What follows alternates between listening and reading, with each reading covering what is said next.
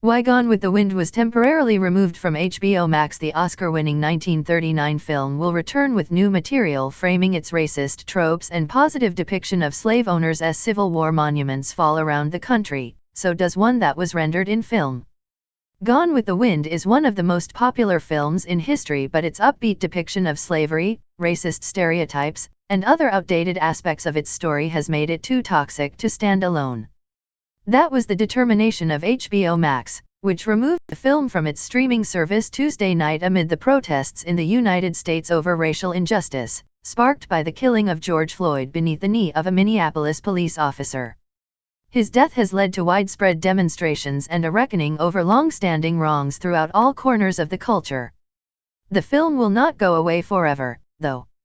It will return with new material framing its shortcomings in historical context. Gone with the Wind is a product of its time and depicts some of the ethnic and racial prejudices that have, unfortunately, been commonplace in American society, HBO Max said in a statement. These racist depictions were wrong then and are wrong today, and we felt that to keep this title up without an explanation and a denouncement of those depictions would be irresponsible. These depictions are certainly counter to WarnerMedia's values. None of the film's main cast is still alive, except for Olivia de Havilland, who is 103 and has withdrawn from public life in recent years.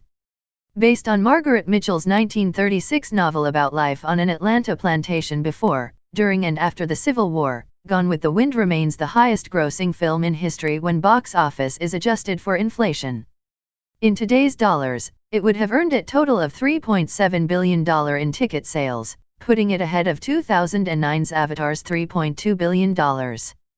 Its popularity has endured for decades due to its sweeping romance, epic visuals, and emotional performances, even as its depictions of slaves and its rosy view of their servitude has grown increasingly disturbing.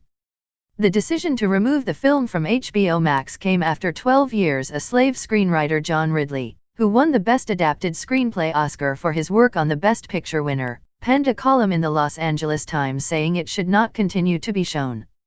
The headline read, "Hey, HBO, Gone with the Wind romanticizes the horrors of slavery. Take it off your platform for now." Ridley acknowledged that many films age poorly as social norms change. Gone with the Wind, however, is its own unique problem. It doesn't just fall short with regard to representation. It is a film that glorifies the antebellum South.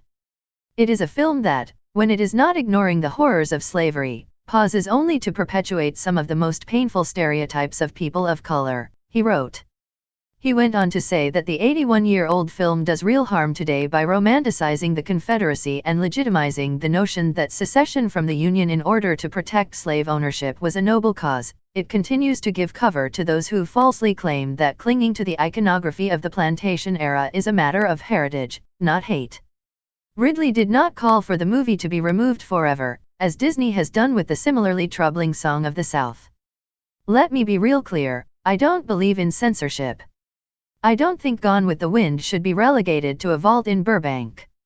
I would just ask, after a respectful amount of time has passed, that the film be reintroduced to the HBO Max platform, Ridley said, saying it should be paired with films that depict the slave era more accurately, or be placed in context that acknowledging the damaging aspects of the movie. That is exactly what WarnerMedia said it would do. When we return the film to HBO Max, it will return with a discussion of its historical context and a denouncement of those very depictions, but will be presented as it was originally created, because to do otherwise would be the same as claiming these prejudices never existed, the company said in its statement. If we are to create a more just, equitable and inclusive future, we must first acknowledge and understand our history. Ironically, the movie was responsible for what counted as progress in Hollywood at the time, with Hattie McDaniel, who played the slave Mammy, winning the Academy Award for Best Supporting Actress, the first Oscar ever to go to an African American. She was also the first to ever be nominated. The next black actor to be nominated was Ethel Waters 10 years later for the film Pinky, and the next to win would be 24 years after McDaniel's victory, with Sidney Poitier claiming Best Actor for 1963's Lilies of the Field.